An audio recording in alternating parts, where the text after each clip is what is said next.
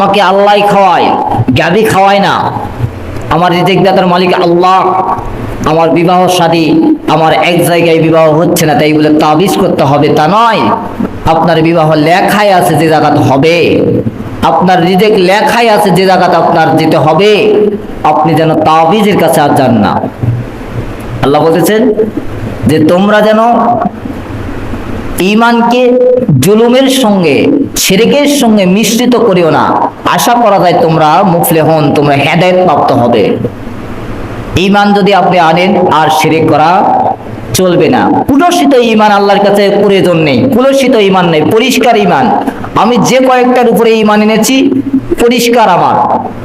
আপনি যে কটা ঈমান এনেছেন যার উপরে ওয়াল মালাইকাতি ওয়ান নাসি, আপনি যে বলেছেন কুতুবিহি ওয়া রাসূলিহি খায়রিহি মিন শাররিহি মিনাল্লাহি তাআলা, আপনার এটা পরিষ্কার থাকতে হবে।